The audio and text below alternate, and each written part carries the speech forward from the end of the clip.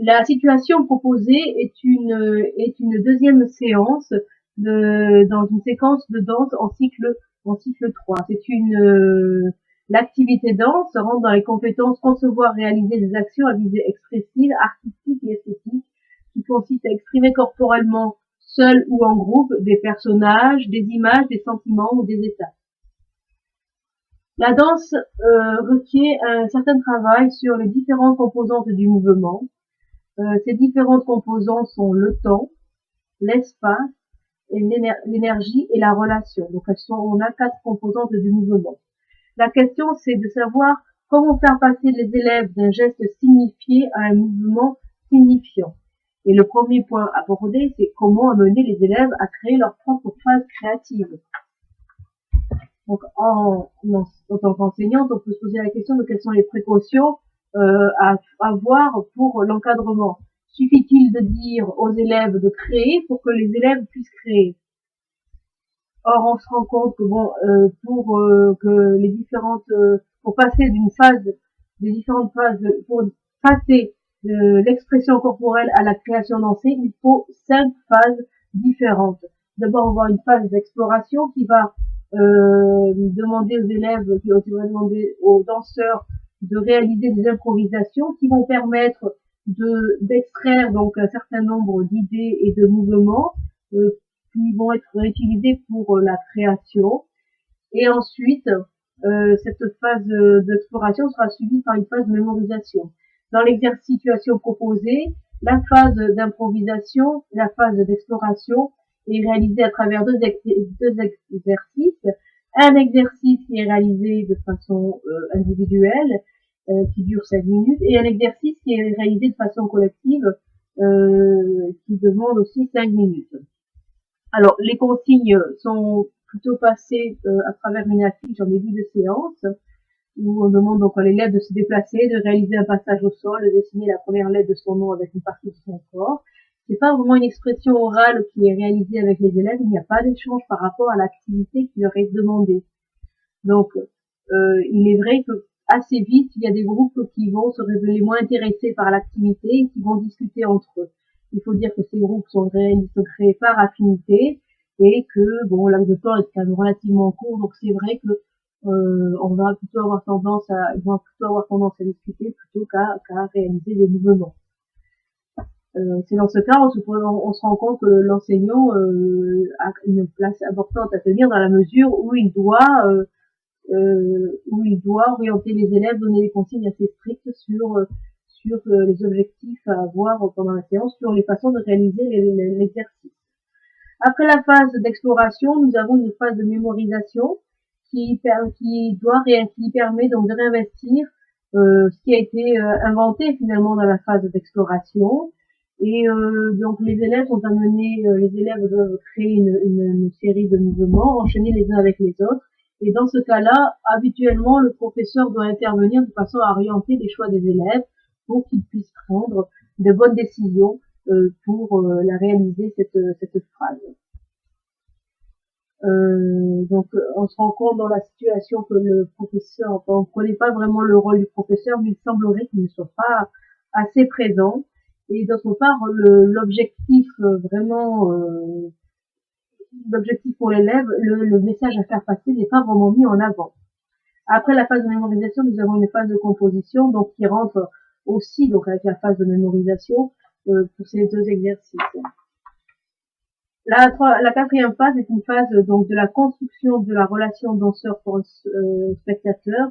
Donc bon, il s'agit d'une seconde de séance. Peut-être que le professeur n'a pas voulu mettre l'accent là-dessus. Ceci dit, chaque groupe réalise une démonstration, mais les observateurs, les spectateurs ne sont pas poussés à regarder la prestation des camarades à la mesure où il manque une grille d'évaluation pour savoir si les objectifs sont atteints ou pas. La dernière phase est une phase de remédiation où il y a des échanges qui sont à créer entre les spectateurs, entre les danseurs, entre les spectateurs, où on va peut-être aborder plus les notions des émotions ressenties par les spectateurs lorsqu'ils ont pu observer donc la prestation des danseurs. Globalement, la séance semble un peu courte, 1 heure pourtant c'est assez long, mais la séance semble un peu courte pour réaliser toutes les phases, de cette création. Quelle est ensuite la place de la musique dans une activité danse? Bon, c'est vrai qu'on peut se dire que pour danser, on a besoin de musique, mais en fait, on peut aussi considérer que créer le mouvement même ne demande pas d'avoir de support musical vraiment qui oriente. On peut supposer que le silence peut convenir aussi, ou des bruits de percussion seront même plus adaptés pour organiser la chorégraphie de la phrase. Donc il y a des moments où la musique est nécessaire et d'autres moments où elle ne l'est pas. Et il faut savoir quand même, et il faut équilibrer pour qu'elles n'envahissent pas les élèves, surtout si elles sont de type un peu trop stéréotypé, si elles sont trop associées à certains types de danse. Dans ces cas-là, c'est pas une musique qui convient pour la créativité. Euh, donc, il est quand même plus intéressant peut-être de prendre des musiques qui forcent à l'ouverture vers d'autres cultures. Dans la situation présentée, donc l'entrée de l'activité se réalise donc à l'aide d'une affiche. Alors, il y a d'abord le fait que les élèves se déplacent dans une salle spécifique pour la réalisation de l'activité, ce qui est quand même une bonne chose pour aider à se projeter dans une activité donc de spectacle finalement. Hein. Mais on regrette que l'espace ne soit pas délimité clairement par l'enseignant, qui ne rappelle pas que l'espace central c'est l'espace visuel pour les spectateurs, qu'il y a un espace justement où il y a donc les spectateurs et un espace où il y a les coulisses. Donc c'est vrai il aurait pu donner un peu plus de précision à ce niveau-là.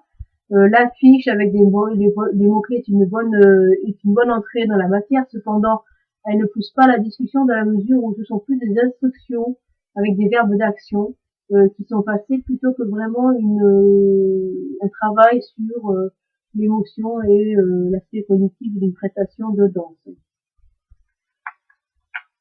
La grille d'observation, comme je disais, qui pourrait être mise en place pour favoriser donc le rapport entre les danseurs et les spectateurs, serait par exemple sur le respect de la consigne, sur est-ce que les élèves se déplacent, est-ce qu'il y a des déplacements sur tout l'espace, est-ce qu'il y a un passage au sol, et est-ce qu'on utilise les différentes parties de son corps.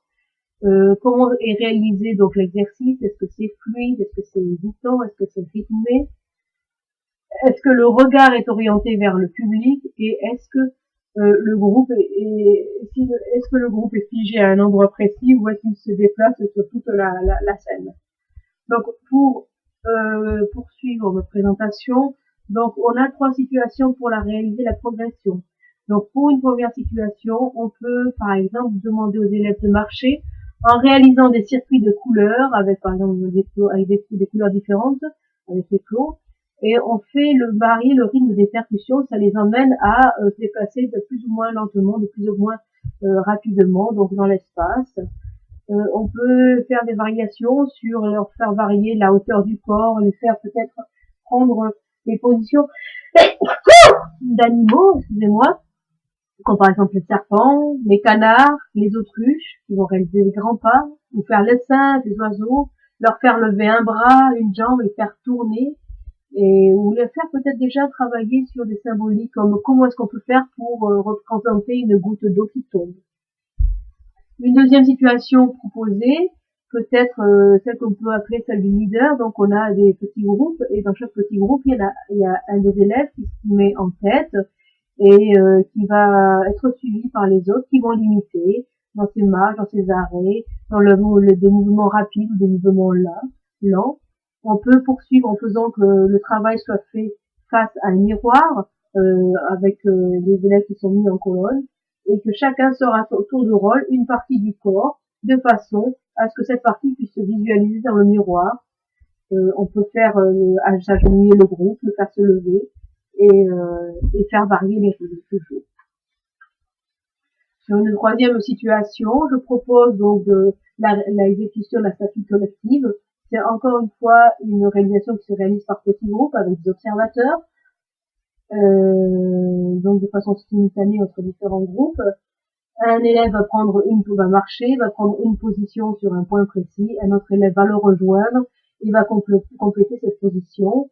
On est vraiment dans une création vraiment artistique les spectateurs ont le droit, des observateurs ont le droit de se déplacer autour et de regarder toutes les faces et donner leurs avis. En conclusion, donc, on peut dire que la danse permet de développer un rapport avec son corps, avec celui de l'autre et le spectateur. On est dans un processus de création doit être dirigé par le professeur. La création ne se fait pas de façon spontanée par des élèves. Il faut vraiment intervenir en tant que professeur. Il y a un travail sur le regard à effectuer également. L'avantage de réaliser de la danse, c'est qu'elle permet donc une interdisciplinarité, que ce soit au niveau musical, ou que ce soit au niveau de la danse. On peut proposer d'aller voir un spectacle de danse ou faire des échanges sur la musique entre les différents élèves. On peut également réaliser des traces écrites de ce qui est fait pendant la séance, réaliser des photos pardon, et ensuite les amener à réaliser des traces écrites de leur prestation.